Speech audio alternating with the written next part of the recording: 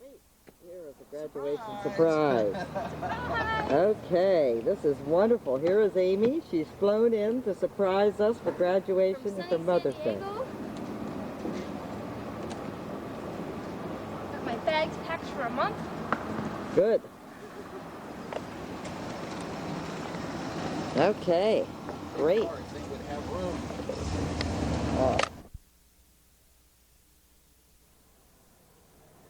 Here we are in Lancaster. There's Erin's favorite avenue. Well, it's President's Avenue, but it's Erin's favorite. She always liked it because of the...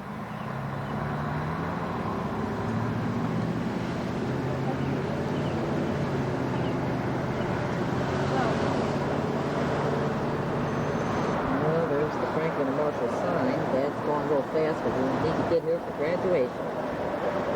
Here we come.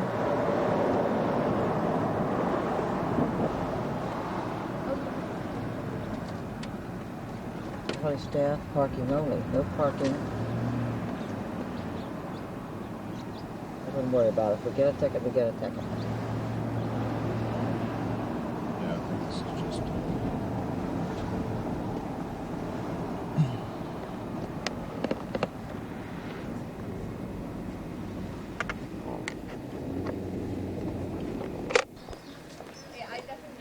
They're processing in right now. We're late. Hi.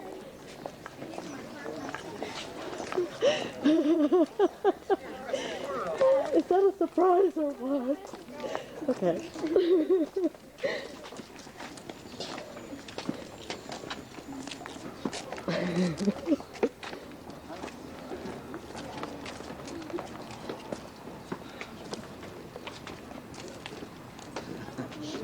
Pretty good timing, actually. And just, you gotta be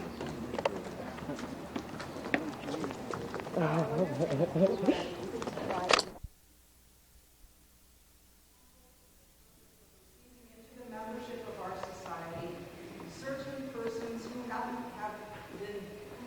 been duly elected by this chapter, desire to be admitted to its responsibilities and opportunities. Professor Carl Pike will present the candidates. Everyone, please rise.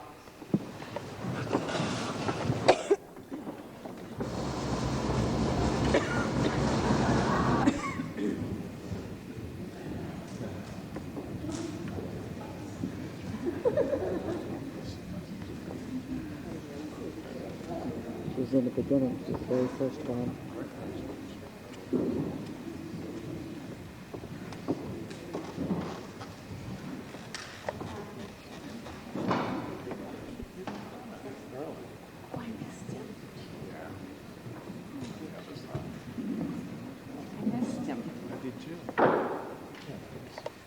Officers and members of my captain, I have the honor to present the following persons who agreeably to our invitation here present themselves to initiate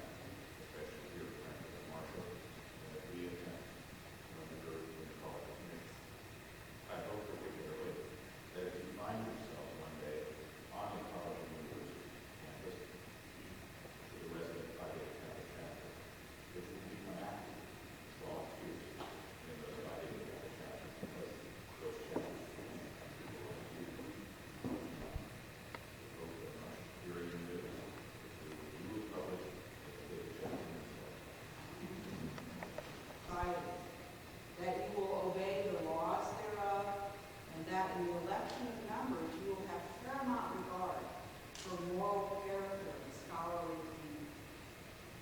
When the vice president of our chapter, Professor Howard Kay, calls your name, you will each respond, I do, loudly and clearly, and come forward to sign the roll.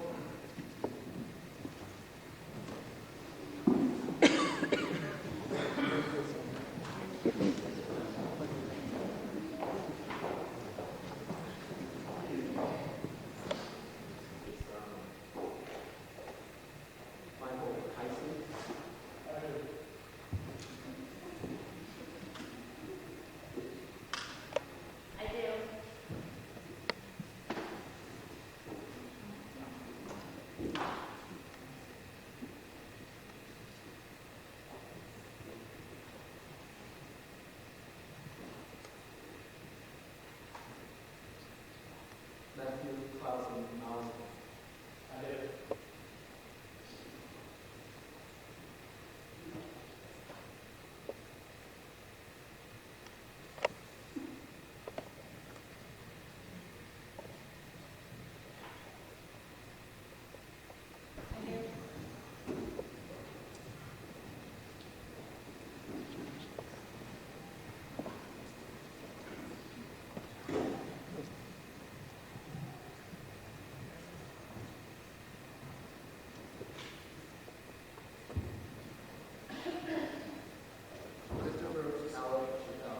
I do.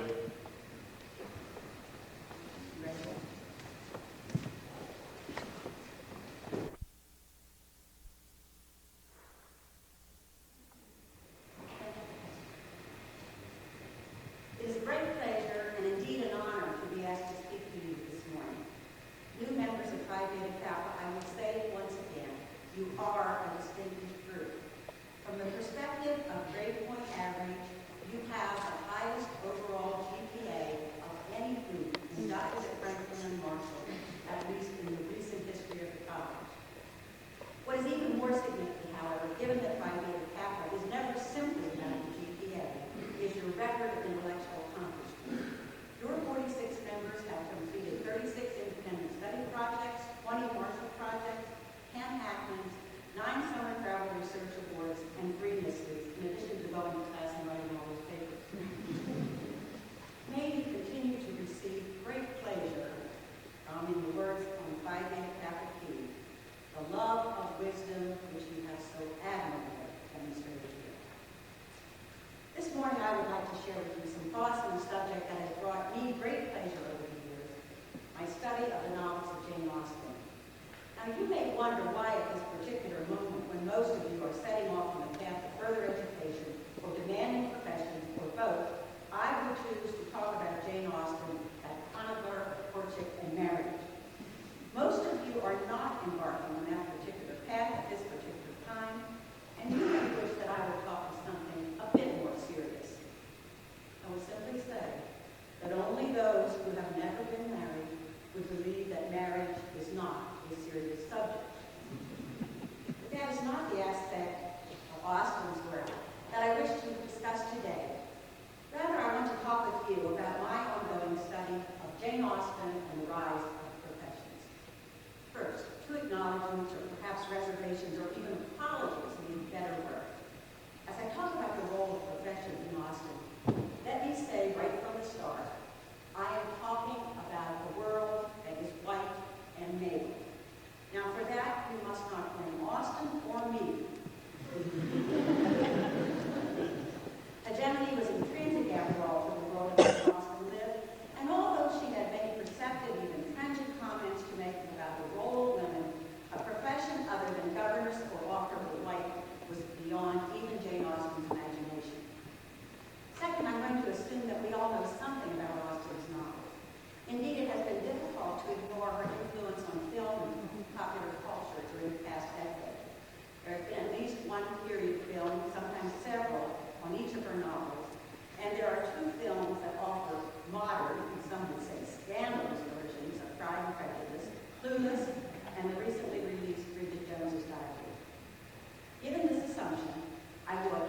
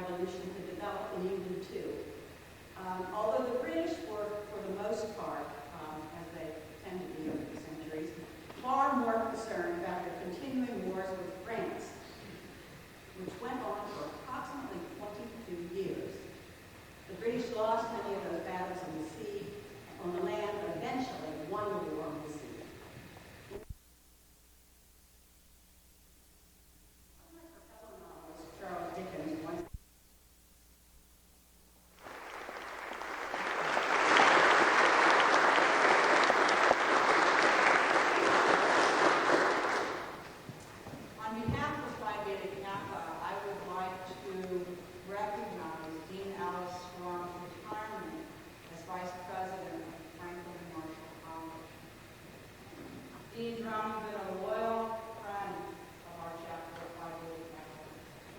You served as the historian as long as I can remember, and longer than that, too, I think. You have been our president, and you've been our vice president. And so I would like to publicly acknowledge the good offices you have performed for our chapter by presenting you with an inscribed Phi Beta Kappa key. And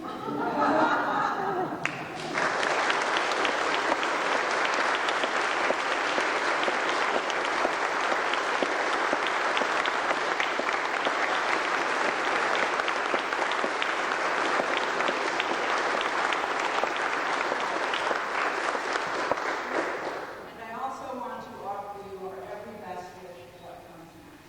Thank you so much.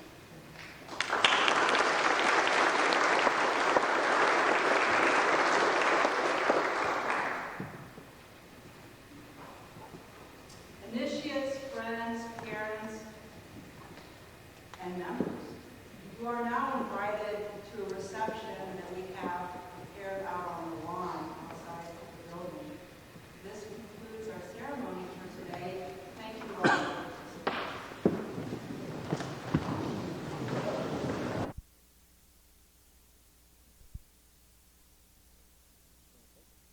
Here we are walking around campus.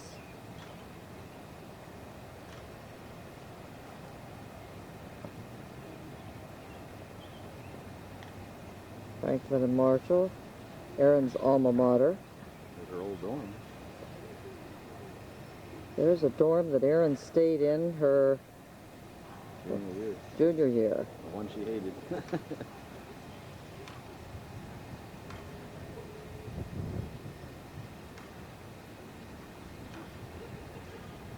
You see a lot of trees, but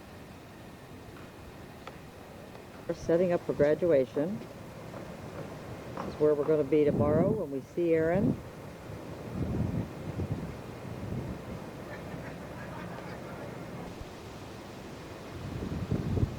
Other pictures of the campus. Yep, there's Jerry, standing watching what they're doing.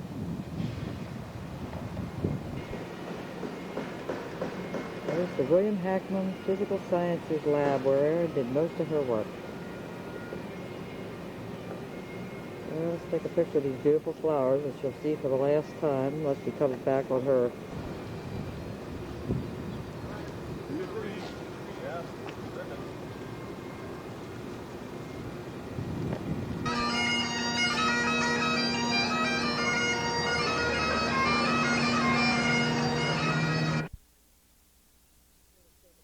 Just start and sort of take a picture of the Sounds nice and beautiful, brilliant.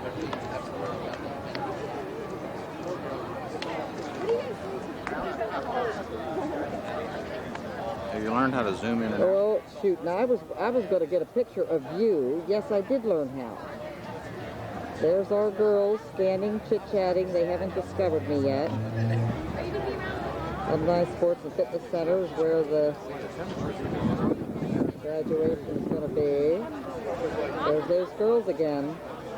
Looks like they're having a good talk. There goes Jerry. Walking over to see the two of them. I'm taking a picture, but I don't want them to know. Yes. There's our girl going to graduate with her sister.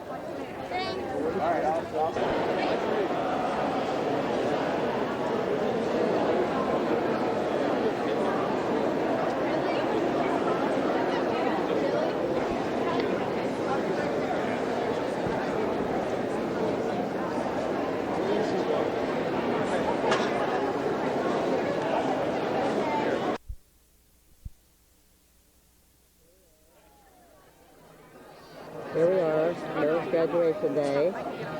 We made it. We have a reasonably good seat. There's Dad. To your left, there is a platform where you can take pictures of the students as they come off the stage. Thank you. I'll call you again later today. I'm calling to wish you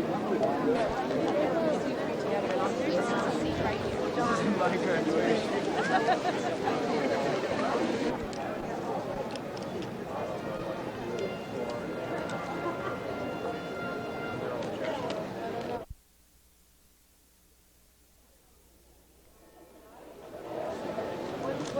when you see her, you tell me, okay? I'll try. Because I'll never recognize her again.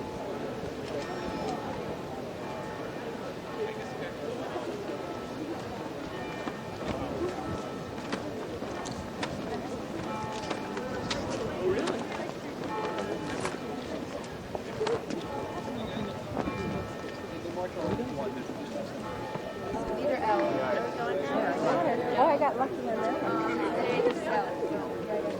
See if you can see. Thanks a lot. Sorry. Yeah. Erin with blonde hair. Let's see. She'll be near the end then if the elves are here. We're like running towards. They're going in backwards. What? They're going in backwards. Oh, they are? Yeah. I think. Uh-oh. Oh my God. I'm telling you. Not. Well, I'm not his mother. I'm snapped for you. Do you see her coming down along the line? Oh my God, there are many. Thousands of them. I think I see her. You see her over there? No? Where? Right? Yes. Yes. Pick it out in another picture tape.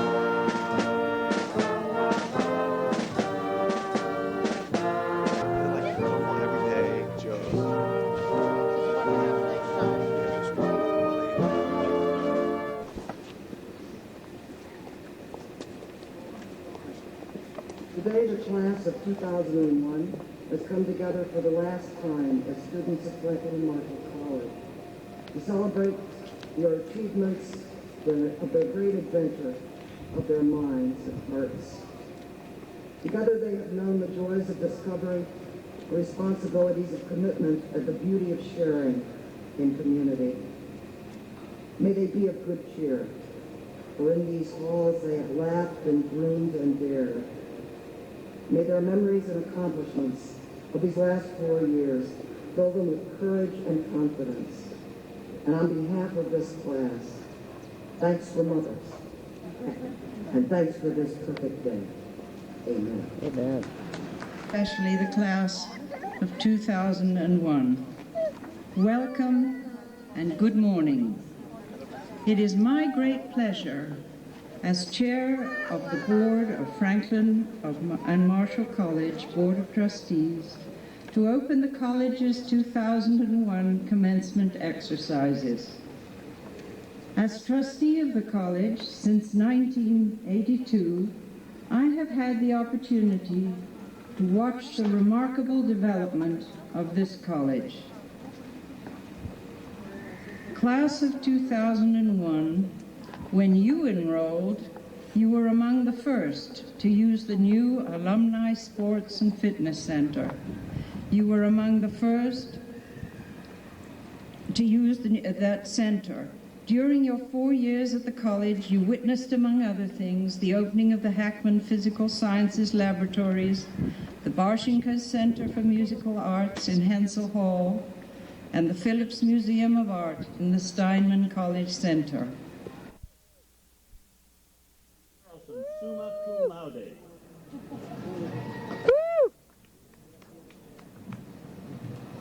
James Michael Carnahan.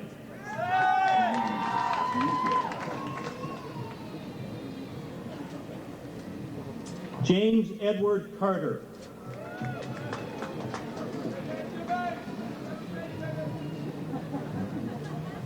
Andrew David Castellano.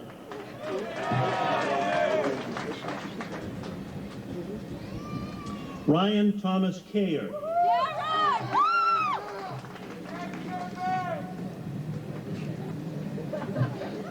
Francesca Catherine Cedor, cum laude. Christopher Alex Chappelle, summa cum laude.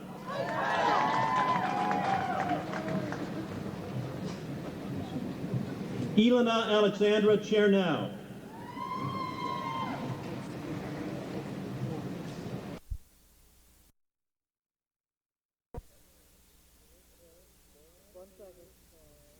Here's Erin's brand new car, the very first car she has ever had. Mazda Tribute. A Mazda Tribute. 2001. Okay.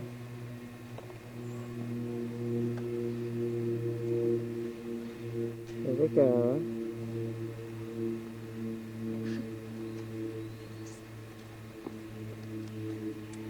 My initials and my birth year. Isn't that kind of weird? That is.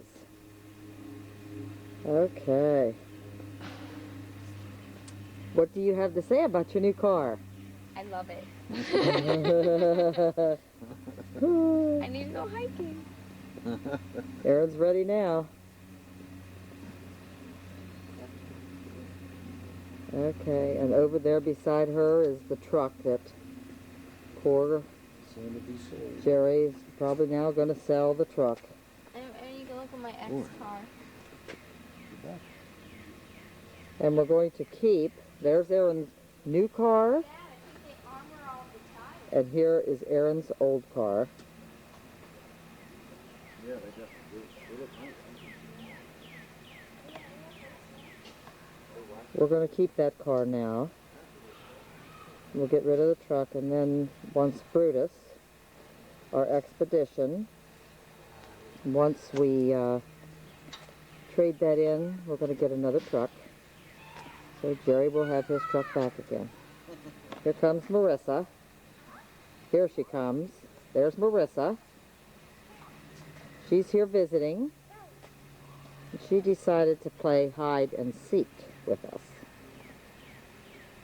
There she is. Marissa, can you come and stand over by Erin's new car? You want to come over? No? There she goes. She's been like this all day. Okay.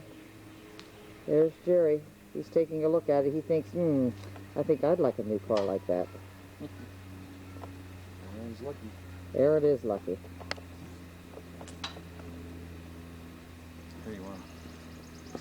Oh, yeah, we can take a look at the inside. Let's film the inside and see. It's pretty nice. Look in here. Get a close-up view. All the room that she has. Wow. I want to go for a ride. I think I'm going to make her take me over to the Dairy Queen and get some ice cream. I think we probably ought to go buy an ice cream cake for the man down the street. Look at the... Oh, here we go. Take a look at the trunk. How much space she has. Oh, she got one of those inserts her in there, so if she spills her soy milk. It won't get all over her new car. Okay, very nice.